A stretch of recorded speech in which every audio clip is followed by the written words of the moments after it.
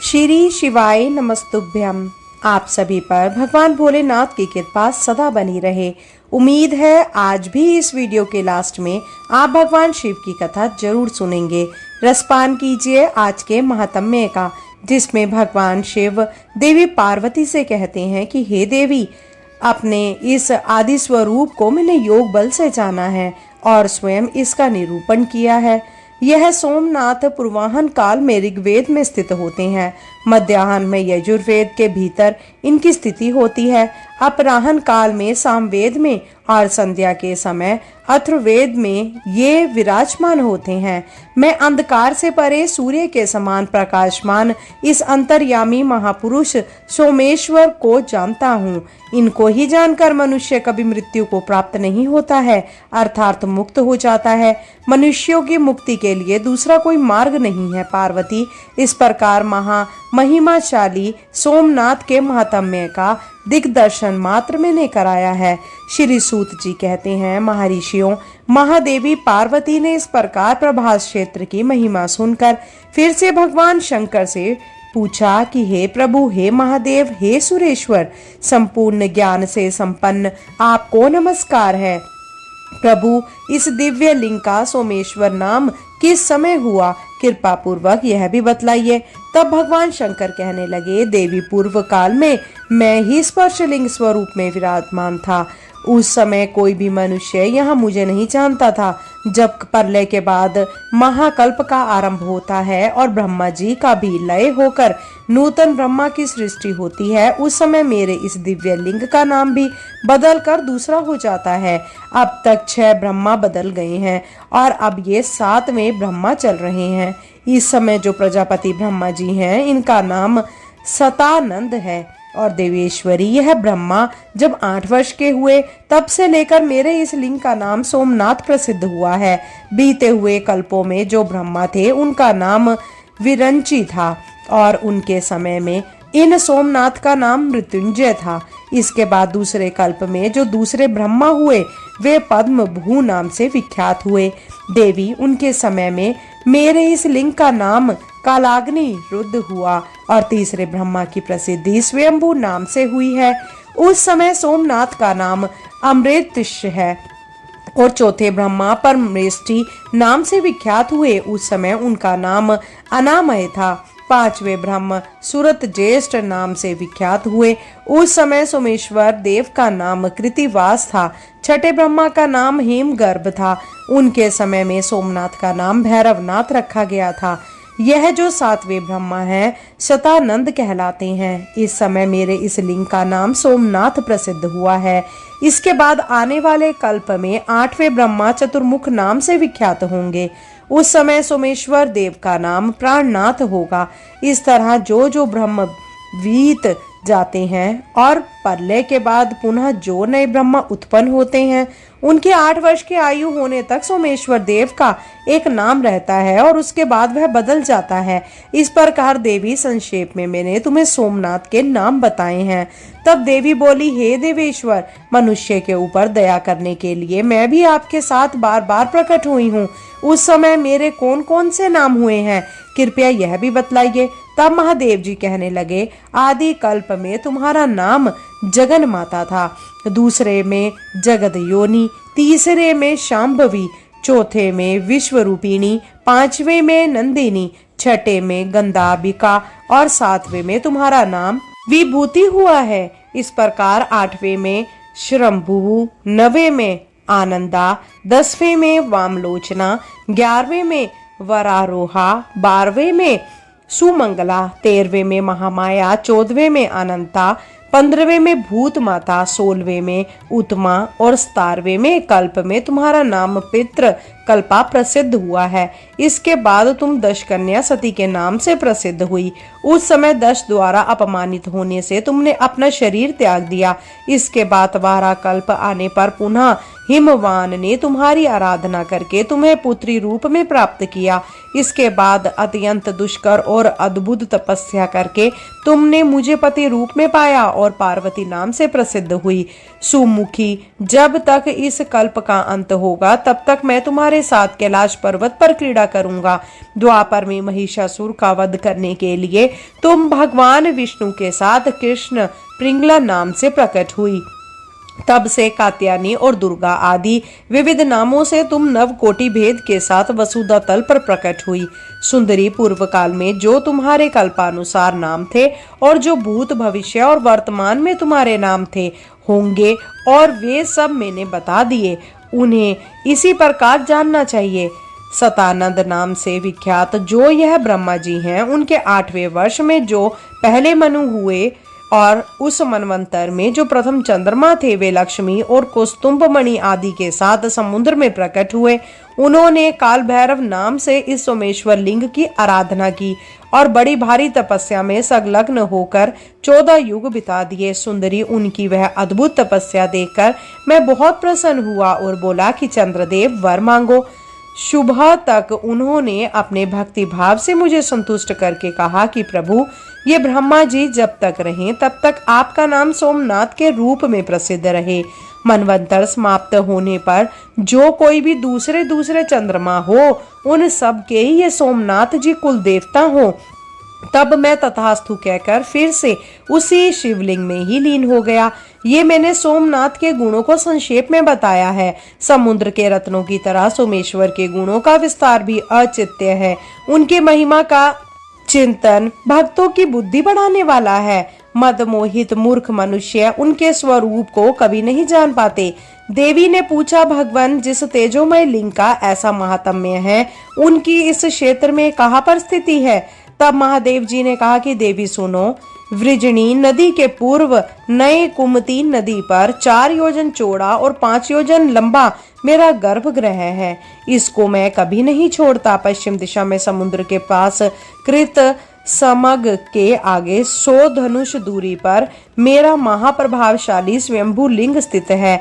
उसमें साक्षात परमेश्वर भगवान शंकर रूप में मैं निवास करता हूँ। इसी के बीच में सोमेश्वर के चारों ओर और 14 भागों में 200 धनुष की गोलाकार कर्णिका है, जो मुझे बहुत प्रिय है।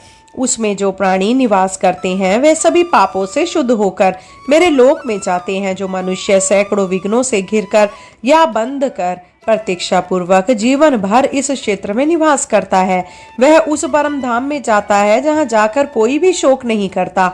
जो प्रभास क्षेत्र में मरता है वह यमलोक में नहीं जाता। भयंकर कलिकाल का आगमन जानकर मैंने यहाँ रक्षा के लिए विघ्नराज गणेश जी को स्थापित किया है। ब्रह्मघाती, पातकी, ब्रह्मा और ब्राह्मण और द्वेषी, शिव भक्तों की निंदा करने वाले, शत्रु, गुरुद्रोही, तीर्थों और मंदिरों के कंटक रूप तथा पाप परायण निदित मनुष्य अगर इस क्षेत्र में आकर अपने प्राण त्यागते हैं तो वे 10,000 वर्षों तक दासी पुत्र होते हैं। उसके बाद ब्रह्मा राक्षस होते हैं, फिर हीन योनि अथवा पक्षियों की योनि में जन्म लेते हैं। इसीलिए पूरा प्रयास करके वहां कभी कोई पाप ना करें। अन्य स्थानों का पाप इस क्षेत्र में आकर नष्ट हो जाता है, लेकिन यहाँ का किया हुआ पाप 50 योनि और नरक में डालने वाला होता है। जो मनुष्य अपने मन को एकाग्र और संयमित रखकर इंद्रियों को अपने वश में कर मेरा ध्यान करते हुए यहाँ छत्र रुद्राय का जप करते हैं, वे निसंदेह सिद्ध हो जाते हैं। अगर कोई मनुष्य उत्तम प्रभास क्षेत्र को जाए तो उसे ऐसा प्रयास करना चाहिए जिससे वह फिर वहां से बाहर ही न जाए। भूलोक में जो लिंग है उन सब में सोमनाथ मुझे विशेष प्रिय है। देवी, इस दिव्य लिंग में जो गुण है वह मुझे ही ज्ञात है, उन्हें मैं ही जानता हूँ। दूसरा कोई भी किसी भी प्रकार उन्हें जान ही नहीं सकता। जिस समय न ब्रह्मा थे, न भूमि थी, न सूर्य थे, ना यह संपूर्ण जगत ही था, उस समय ब्रह्मा जी के प्रलय काल में यह दिव्य लिंग भाविनी वृत्ति का आश्रय लेकर अर्थात भविष्य में मुझे यहीं पर प्रकट होना है, ऐसी भावना रखकर इस स्थान की रक्षा करता रहा। देवी देव मनुष्य आदि सब लोग तभी तक संसार में भ्रमण करते हैं जब तक कि मेरे स्वरूप भूत सोमनाथ को प्राप्त नहीं होते। यह प्रभास क्षेत्र मोक्ष धाम कहा गया है। इस प्रकार मैंने तुम्हारी जानकारी के लिए सोमनाथ के महान भाव का वर्णन किया है। जो मनुष्य सदा इसका पाठ करेंगे वे मुझ चंद्रमौली शिव के धाम में जाएंगे। देवी, जो भक्त सोमेश्वर देव की शरण में जाते हैं वे इस भयंकर संसार चक्र में फिर कभी नहीं भटकते। जय भोलेनाथ। आज का महात्म्य में समाप्त हुआ। आइए भक्तों, अब श्रवण करते हैं भगवान शिव और देवी पार्वती की पावन कथा, जिसे सुनने मात्र से सभी मनोकामनाएं पूर्ण होती हैं। प्रिय भक्तजनों, आज का प्रसंग है एक समय कैलाश पर्वत पर विराजमान भगवान शिव से माता पार्वती ने लोकहित के कल्याण के लिए 4 प्रश्न पूछे, जिसमें पहला प्रश्न था कि मांसाहार पाप है या पुण्य। दूसरा प्रश्न, कौन सी गलती के कारण बड़े से बड़ा पुण्य नष्ट हो जाता है। तीसरा प्रश्न, इस संसार में सबसे बड़ी भूख क्या है। और चौथा प्रश्न वह है, कौन सी चीज है जिसकी जितनी प्रतीक्षा की जाए वह उतनी ही बढ़ती जाती है। तब देवों के देव महादेव जी ने माता पार्वती जी के मन में उठे इन प्रश्नों का जिस प्रकार उत्तर दिया, लोकहित के कल्याण के लिए भगवान शिव ने जिस प्रकार भी इन प्रश्नों का विस्तार पूर्वक वर्णन किया, उन सभी को आप सभी भक्तजन इस दुर्लभ कथा के माध्यम से सुनिए। एक समय की बात है, कैलाश पर्वत पर विराजमान भगवान शिव अपने गणों से घिरे हुए थे। तभी माता पार्वती अपनी सखियों के साथ वहां पर आई और बड़े ही प्रेम से भगवान शिव के चरणों में पुष्पांजलि अर्पित करके उनकी स्तुति करके उन्हें प्रणाम करके भगवान शिव की प्रदक्षिणा की। इसके बाद वे भगवान शिव के भोजन की व्यवस्था करने के लिए वहां से चलने लगी। तब महादेव ने उन्हें रोकते हुए कहा कि हे देवी, आज आपके मन में कोई प्रश्न नहीं आ रहा, क्योंकि देवी पार्वती अक्सर ही लोक कल्याण के हित के लिए महादेव से प्रश्न किया करती थी। भगवान शिव ने देवी पार्वती से कहा कि देवी, अगर आपके मन में इस समय कोई प्रश्न उमड़ रहा हो तो आप जरूर पूछिए। तब भगवान शिव से देवी पार्वती ने कहा कि हे प्रभु, आप तो इस समय अपने गणों को कथा सुना रहे हैं। ऐसे समय में मैं आपके इस प्रसंग में कोई बाधा नहीं डालना चाहती। देवी पार्वती की यह बात सुनकर भगवान शिव ने अपने सभी गणों को वहां से जाने के लिए कहा। तब समस्त गणों के चले जाने के बाद देवी पार्वती के मन में क्या चल रहा है यह बताने को कहा। तब देवी पार्वती हाथ जोड़कर मुस्कुराते हुए भगवान शिव से कहती है, हे प्रभु, आप तो अंतर्यामी हैं, सबके मन का हाल जानते हैं और मेरे मन में जो प्रश्न उठ रहे हैं वे भी आपसे छिपे नहीं हैं। फिर भी यदि आप पूछ रहे हैं तो मैं आपको बताती हूँ। तब माता पार्वती ने भोलेनाथ के समीप बैठते हुए कहा कि हे महादेव, आज मैंने पृथ्वी पर भ्रमण करते हुए जो कुछ भी देखा उसके बाद मेरे मन में 4 प्रश्न उठ रहे हैं। कृपया आप इन चारों प्रश्नों के उत्तर देने की कृपा करें। तब भोलेनाथ ने कहा, हे देवी, आपके मन में जो भी प्रश्न हैं आप उन्हें बिना किसी संशय के मुझसे कहिए। मैं निश्चय ही उन सभी प्रश्नों के उत्तर देकर आपको संतुष्ट करने का प्रयास करूंगा। आपका पहला प्रश्न क्या है? पहले आप अपने पहले प्रश्न के विषय में पूछिए। तब देवी पार्वती कहने लगी कि महादेव, मेरा पहला प्रश्न है कि मांसाहार पाप है या पुण्य, और मेरा दूसरा प्रश्न, कौन सी छोटी सी गलती के कारण बड़े से बड़ा पुण्य कैसे नष्ट हो जाता है। मेरा तीसरा प्रश्न है, इस संसार में सबसे बड़ी भूख क्या है, और चौथा प्रश्न है, वह कौन सी चीज है जिसकी जितनी प्रतीक्षा की जाए वह उतनी ही बढ़ती जाती है। तब भगवान महादेव ने देवी पार्वती के मन के संशय को दूर करते हुए कहा कि हे देवी, अब मैं आपके इन सभी प्रश्नों का उत्तर एक कथा के माध्यम से कहता हूँ, आप ध्यान पूर्वक सुनिए। तब देवी पार्वती ने भगवान शिव से कहा कि हे प्रभु, आप अपनी कथा का शुभारंभ कीजिए, मेरा मन आपकी कथा में ही लगा रहेगा। तब भगवान शिव ने कथा प्रारंभ करते हुए कहा कि हे देवी, एक बार सुशीला नाम की एक स्त्री व्रज क्षेत्र में एक गांव में रहा करती थी। वह अपने पति से बहुत प्रेम करती थी और उसका जीवन भी पति के प्रति पूर्ण समर्पित था। वह एक पतिव्रता स्त्री थी। अपने पति के चरण स्पर्श करके ही उसका दिन आरंभ होता और रात को पति के चरण दबाते समय ही उसका दिन समाप्त होता। पति दर्शन किए बिना वह जल की एक बूंद भी ग्रहण नहीं करती थी। वह अपने गांव में ही नहीं बल्कि संपूर्ण व्रज क्षेत्र में एकमात्र पतिव्रता के रूप में जानी जाती थी। देवी, जब भी पतिव्रता की बात निकलती तो सुशीला का नाम सबसे पहले लिया जाता। सुशीला को भी यह बात पता थी। सुशीला भी इस बारे में जानती थी कि चारों तरफ मेरी बड़ाई होती है। एक दिन वह अपनी सहेली के साथ उसके घर गई। वहां जाकर उसने देखा कि सहेली के घर में तो तरह तरह के व्यंजन बनाए गए हैं। उन स्वादिष्ट व्यंजनों की खुशबू पूरे घर में फैल रही थी। तब सुशीला ने अपनी सहेली से पूछा, कहो सखी, आज तुम्हारे घर में कोई विशेष आयोजन है क्या? तुम्हारे घर में इतने स्वादिष्ट व्यंजनों की सुगंध आ रही है। तब सहेली बोली, नहीं बहन, ऐसी कोई बात नहीं है। तब सुशीला ने कहा कि तो अच्छा, अवश्य ही तुमने यह स्वादिष्ट भोजन अपने पति के लिए बनाए होंगे। सहेली कहने लगी, नहीं, मेरे पति तो प्रदेश गए हुए हैं, यह सब तो मैंने अपने लिए बनाया है। अपनी सहेली की इस बात को सुनकर पतिव्रता सुशीला तो हैरान हो गई। तब वह अपनी सहेली से बोली, सखी, तुम कैसी पत्नी हो? तुम्हारा पति इस समय परदेश गया हुआ है और तुम अपने पति की अनुपस्थिति में स्वादिष्ट भोजन बना रही हो। एक पतिव्रता स्त्री को तो पति के दर्शन किए बिना जल की बूंद तक ग्रहण नहीं करनी चाहिए। अब मुझे ही देख लो, मैं जब तक अपने पति का मुख नहीं देख लेती जल ग्रहण नहीं करती। सुशीला की इस बात को सुनकर सहेली नाराज होकर बोली, सुशीला बहन, यदि पति के यहाँ ना होने पर मैं व्यंजन कर रही हूँ तो इसका यह अर्थ तो बिल्कुल नहीं होता कि मैं उनसे प्रेम नहीं करती।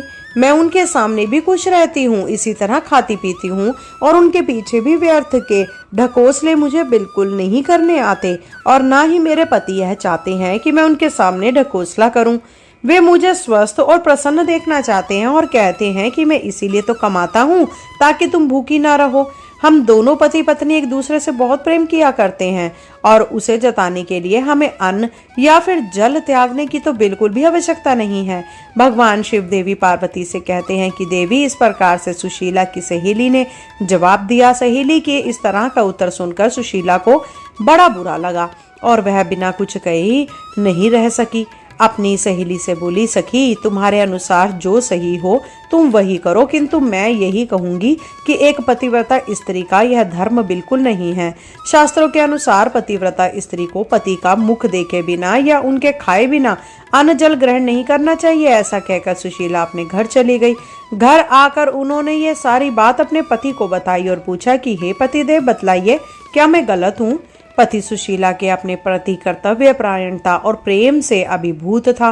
वह जानता था कि उसकी पत्नी उससे कितना प्रेम करती है, किंतु यह भी सोच कर रहा था कि पति के दर्शन किए बिना अन्न और जल ग्रहण करना बिल्कुल भी व्यवहारिक नहीं है। यदि पति 1 महीने के लिए कहीं चले जाए तो बिना अन्न जल के भला पत्नी जीवित कैसे रहेगी? अब सुशीला के पति को यह एहसास हुआ कि कहीं उसकी पत्नी का यह पतिव्रता धर्म एकमात्र ढकोसला तो नहीं, अर्थात कहीं कोई ढोंग तो नहीं।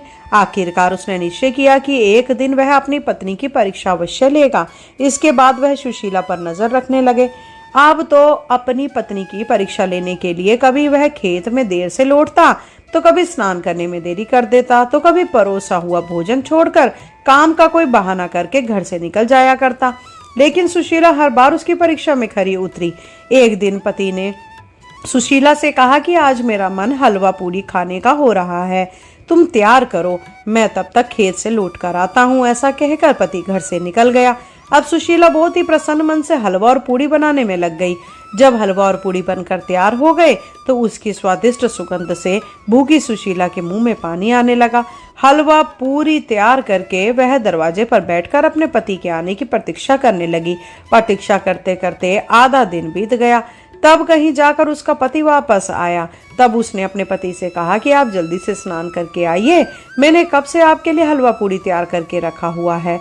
तब भगवान शिव से देवी पार्वती ने पूछा कि हे प्रभु, फिर आगे क्या हुआ, यह भी बतलाइए। तब भगवान शिव ने मुस्कुराते हुए देवी पार्वती से कहा कि देवी, स्नान करने के बाद सुशीला का पति जब आया तब वह अपनी पत्नी से बोला कि तुम थोड़ी देर और इंतजार करो, मुझे कोई जरूरी काम है, मैं अपने मित्र के पास जा रहा हूँ। ऐसा कहकर वह कोई और बात सुने बिना अपने मित्र के यहाँ चला गया। इस प्रकार इंतजार करते करते सुशीला को शाम हो गई। भूखी प्यासी सुशीला अपने पति का इंतजार करते दरवाजे पर ही बैठी रही। रात होने पर जब उसका पति वापस आया तो आने पर वह थका होने का बहाना करके खाना खाने में आनाकानी करने लगा। तब सुशीला अपने पति से कहने लगी कि मैंने इतने मन से आपके लिए हलवा और पूड़ी बनाकर रखा, सुबह से रात होने को आई, लेकिन आपने अब तक खाया क्यों नहीं? आपकी बार बहाना बनाते हुए जैसे ही सुशीला का पति घर से बाहर जाने लगा तब घर के ही द्वार पर उसके पति का पैर फिसल गया और वह वहीं पर मूर्छित होकर गिर पड़ा। सुशीला ने अपने पति को हिलाने की बहुत कोशिश की, लेकिन उसने देखा कि उसके पति की तो आंखें फैल चुकी थी। सुशीला समझ चुकी थी कि अब उसका पति संसार में ही नहीं रहा। सुशीला बहुत जोर जोर से करुण विलाप करने लगी। प्रिय भक्तजनों, महादेव की यह बात सुनकर देवी पार्वती सहम गई और उन्हें सुशीला के प्रति सहानुभूति होने लगी। तब भगवान शिव ने उन्होंने पूछा कि हे महादेव, फिर आगे क्या हुआ? तब भगवान शिव ने कहा कि देवी पति की मृत्यु का दुख सुशीला को बहुत था, लेकिन सुबह से रात होने तक भूखी बैठी सुशीला के मन में अब सुबह बनाए गए हलवा और पूड़ी घूमने लगे। अचानक वह रोते रोते चुप हो गई और मन में सोचने लगी, मेरा पति तो मर चुका है, अगर जोर जोर से रोऊंगी तो आस पड़ोस वाले सब एकत्रित हो जाएंगे, और फिर सुबह से मैंने हलवा और पूड़ी बनाकर रखा है, फिर तो उसे खाने का अवसर भी प्राप्त नहीं होगा। क्यों ना पहले मैं हलवा पूड़ी खा लूं, उसके बाद ही मैं अपने पति की मृत्यु का विलाप करूंगी। ऐसा सोचकर सुशीला रसोई घर में जाकर झटपट हलवा और पूड़ी खाने लगी। भगवान शिव देवी पार्वती से कहते हैं, देवी दरअसल सुशीला का पति उसकी परीक्षा ले रहा था। वह वास्तव में मरा नहीं था, बल्कि वह तो चुपके चुपके सुशीला को देख रहा था। पेट भरकर हलवा पूड़ी खाने के बाद सुशीला मुंह हाथ धोकर लंबा सा घूंघट निकालकर पति के सामने आ गई और उसे अपने सीने से लगाकर जोर जोर से दहाड़ मार मार कर रोने लगी। साथ ही साथ कहती चली जा रही थी कि तुम तो चले गए, अब मैं यहाँ अकेली रह गई, कितना अच्छा होता तुम भी मुझे अपने साथ ले जाते। तभी उसका पति उठ बैठा और कहने लगा कि हलवा पूड़ी खाकर डकार मारकर बैठी है और आंसू बहा रही है, मैं तेरा सारा हाल जानता हूँ। अब तो पति के सामने सुशीला की सारी सच्चाई आ चुकी थी। वह लज्जित हो गई। सुशीला समझ गई कि उसका पति जीवित है और मरने का नाटक कर रहा है। शर्म के मारे उसने सिर झुका लिया और सोचने लगी कि क्यों न मैंने अपनी जीभ पर नियंत्रण रखा, किंतु अब तो उसकी पतिव्रता धर्म की पोल खुल चुकी थी। भगवान शिव ने कहा कि देवी, इस दिन के बाद से उसने कभी भी अपने पतिव्रता होने का ढोंग नहीं पीटा। प्रिय भक्तजनों, ऐसा कहने के बाद भगवान शिव देवी पार्वती से कहते हैं, देवी आपके बाकी 3 प्रश्नों के उत्तर भी इस कथा में हैं। आपका पहला प्रश्न यह था कि कौन सी भूल के कारण बड़े से बड़े पुण्य भी नष्ट हो जाते हैं, तो देवी इसका उत्तर है ढिंडोरा पीटना। अगर कोई भी मनुष्य कोई भी पुण्य करता है, चाहे वह छोटा हो या बड़े से बड़ा पुण्य हो, अगर वह उसका ढिंडोरा पीटता है तो हर तरफ गुणगान किए फिरता है, तो उसका वह पुण्य नष्ट हो जाता है। चाहे व्यक्ति कितना भी प्रयास करे, उसने यदि बड़े से बड़ा पुण्य भी किया हो तो उसे कभी भी उसका गुणगान नहीं करना चाहिए, नहीं तो वह उसी क्षण नष्ट हो जाता है।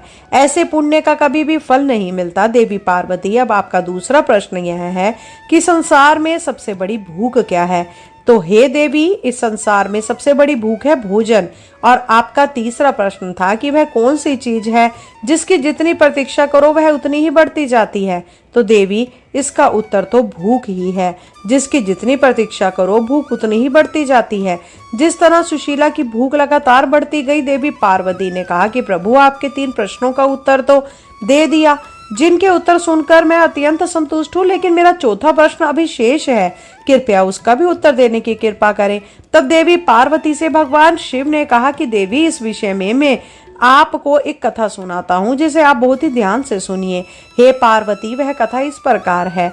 मेरी इस छोटी सी कथा को सुनने के बाद तुम ही उत्तर देना कि मांसाहार पाप है या पुण्य। एक बार मगध देश में खाद्य संकट खड़ा हो गया तो अन्न का उत्पादन बहुत कम हो रहा था।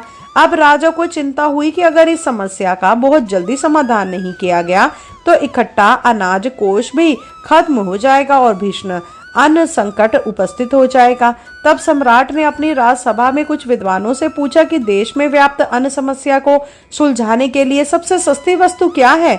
मंत्रीगण सोचने लगे, चावल, गेहूं, सब्जी इत्यादि इन पदार्थों को उगाने के लिए बहुत अधिक मेहनत लगती है, तभी वह प्राप्त होते हैं। तब प्रकृति का प्रकोप ना हो तो ऐसे में कुछ सस्ता हो ही नहीं सकता।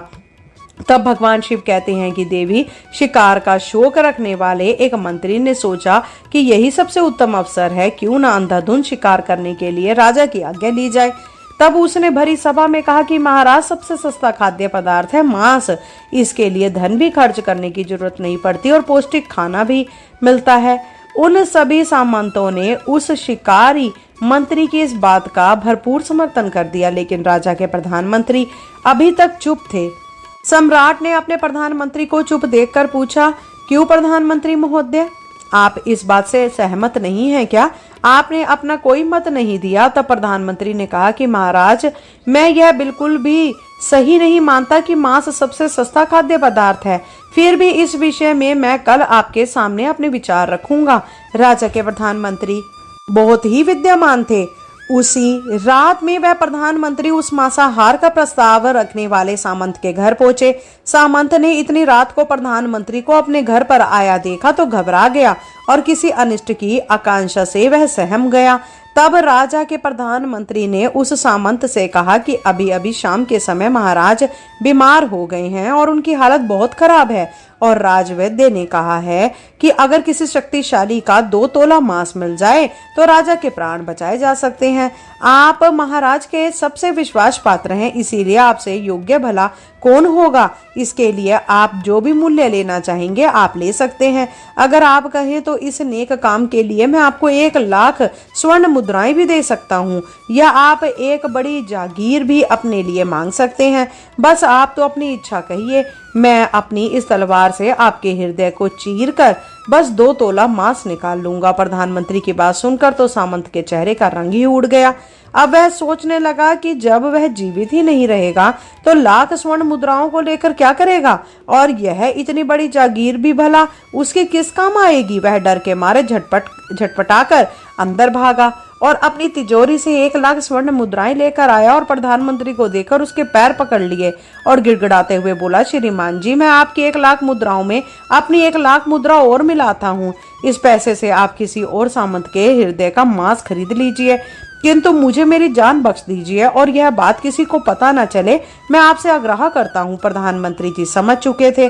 अब वह उस सामंत को थोड़ी और मानसिक पीड़ा देना चाहते थे, उसे और सबक सिखाना चाहते थे। प्रधानमंत्री ने कहा, सामंत जी, आप शरीर से तो हष्टपुष्ट हैं और आपकी कदकाठी भी महाराज से मिलती जुलती है, इसीलिए राजवैद्य ने खास तौर पर आपका ही नाम लिया है। इसीलिए आपके दान से हमारे राजा की जिंदगी बच सकती है। इसीलिए अगर आप कहें तो मैं आपको प्रधानमंत्री का पद देने के लिए भी तैयार हूँ, और मैं खुद आपका कर्मचारी बनकर आजीवन आपकी सेवा करूंगा, लेकिन प्रजा से हमारे राजा को ना छीने।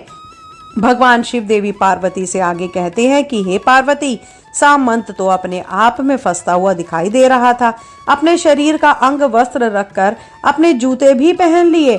जैसे ही वह वहां से भागने चला, तुरंत ही प्रधानमंत्री के पैरों में लेट गया। उसने गिड़गिड़ाकर प्रधानमंत्री से याचना की कि हे प्रधानमंत्री महाराज, मैं इसके योग्य नहीं हूँ।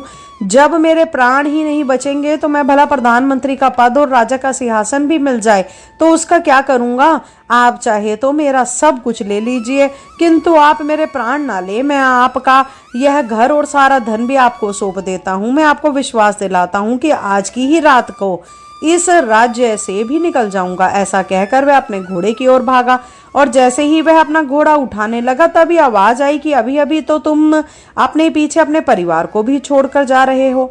तब सामंत बोला, मेरे प्राण से बढ़कर मेरे लिए और कुछ भी प्रिय नहीं है। अरे, जब यह जीवन ही नहीं रहेगा तो मैं परिवार का क्या करूंगा। अगर जीवन रहा तो ऐसे ही सुखी रह लूंगा।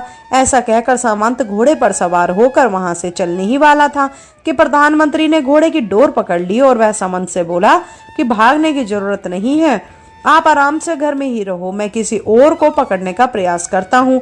ऐसा कहकर प्रधानमंत्री वहां से चले गए। प्रधानमंत्री के वहां से जाने पर सामंत के बेचैन हृदय को थोड़ी शांति मिली। अब उसका डर कुछ कम हुआ। वह रात को बिस्तर पर लेटा, लेकिन मारे घबराहट में उसके नींद भी उड़ चुकी थी। उधर प्रधानमंत्री उन मुद्राओं को लेकर बाकी सामंतों के पास पहुंचे और राजा की जान बचाने के बदले में 2 तोला मांस मांगा, लेकिन सभी सामंतों ने अपने प्राण बचाने की गुहार लगाई। किसी ने भी राजा के लिए अपने मांस का दान नहीं दिया, बल्कि प्रधानमंत्री से अपनी जान बख्श देने के लिए, अपने बचाव के लिए सब ने 1 लाख और मुद्राएं दे दी। इस प्रकार प्रधानमंत्री ने एक ही रात में करोड़ मुद्राएं जमा कर लिए। फिर सुबह होने से पहले ही प्रधानमंत्री अपने महल में पहुंच गया। अगले दिन राज्यसभा में सभी सामंत पहले से समय से पहले ही वहां पहुंच चुके थे और सभी यह जानना चाहते थे कि राजा स्वस्थ है या नहीं, लेकिन कोई भी किसी से भी भेद नहीं खोलना चाहता था। सबको राजवेद की तलाश थी, क्योंकि उनसे ही कोई सूचना मिल सकती थी। भगवान शिव देवी पार्वती से कहते हैं कि हे पार्वती, इधर प्रधानमंत्री ने सैनिकों को आज्ञा दे रखी थी कि जब तक महाराज आज सभा में ना आए किसी को भी सामंत को महल से बाहर जाने की आज्ञा ना दी जाए। सभी सामंतों ने देखा कि राजा तो कहीं से भी अस्वस्थ नहीं लग रहे थे, उन्हें तो कुछ हुआ ही नहीं था, यानी कि प्रधानमंत्री ने उनसे झूठ बोला था। अब हर सामंत के मन में यही विचार चल रहा था, लेकिन कोई भी किसी को बोल नहीं पा रहा था। तभी प्रधानमंत्री ने राजा के सामने 1 करोड़ स्वर्ण मुद्राएं रखी। राजा ने पूछा, प्रधानमंत्री, यह स्वर्ण मुद्राएं किसके लिए हैं, कहां से आई हैं? तब प्रधानमंत्री ने कहा, महाराज, 2 तोला सोना के लिए इतनी धनराशि जुटाई है, लेकिन मांस नहीं मिल सका। अपनी जान बचाने के लिए सामंतों ने यह मुद्रा दी है। अब आप ही विचार कीजिए कि मांस कितना सस्ता है। राजा को यह बात समझ में आ गई और उन्होंने प्रजा को अतिरिक्त मेहनत करने का निवेदन किया। अब राजा के अनाज भंडार से अनाज निकालकर श्रमिकों को दिया गया। उन्हें पौष्टिक सब्जियों की खेती का तुरंत आदेश दिया और प्रधानमंत्री द्वारा इकट्ठी की गई वह 1 करोड़ स्वर्ण मुद्राएं भी इसी काम के लिए और श्रमिकों के कल्याण के लिए खर्च कर दी गई, जिससे कि प्रजा का भी कल्याण हुआ और पौष्टिकता भी मिली। कुछ समय बाद मौसम अनुकूल हुआ और देवयोग से वर्षा हुई, खेती लहराने लगी। इस प्रकार राज्य से खाद्य संकट दूर हो गया।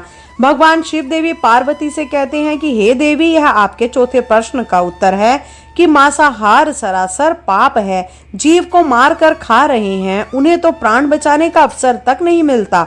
बारबरता सिर्फ वही नहीं है जहां पर मनुष्य का रक्त बहता है, बल्कि बाबरता तो उसमें भी कही जाती है जहां स्वार्थ के लिए, अपना पेट भरने के लिए किसी जीव की हत्या की जाए। अंत समय में जीवन भर के पापों के लिए जीवन भर को कर्म करने की कोशिश करते हैं, परंतु मनुष्य यह भूल जाते हैं कि जब वह जीव जीवित था उसके लिए काटा गया और वह तड़प रहा, तब ऐसे जीव के द्वारा मिला हुआ श्राप उसे इस जन्म में नहीं बल्कि अगले जन्म में भी भुगतना पड़ेगा और वह श्राप पीछा करता ही रहेगा। किसी भी जीव को मारकर खाना सरासर पाप है। मनुष्य योनि सभी योनियों में सर्वश्रेष्ठ है, उसे हर चीज का ज्ञान है। मनुष्य को यह अधिकार नहीं है कि वह किसी जीव पर हिंसा करे, उसे मारे या उसे खाए। तो हे पार्वती, मैं आशा करता हूँ कि आपके चारों प्रश्नों का उत्तर अब आपको मिल चुका होगा, आप भी इससे संतुष्ट होंगी। महादेव की यह बात सुनकर देवी पार्वती ने कहा कि हे महादेव, आपको कोटि कोटि नमन और आपको कोटि कोटि धन्यवाद। आपके इन चारों उत्तरों से मैं बहुत अधिक संतुष्ट हूँ, मेरा मन भी अधिक प्रसन्न है। मुझे अपने सभी प्रश्नों के उत्तर मिल गए हैं। तो प्रिय भक्तजनों, इस प्रकार से देवी पार्वती को अपने प्रश्नों के उत्तर मिल जाते हैं। प्रेम से बोलिए महादेव की जय, माता पार्वती की जय। श्रोताओं, मैं आशा करती हूँ कि आज की कथा आपको पसंद आई होगी। अगर यह वीडियो आपको अच्छी लगी हो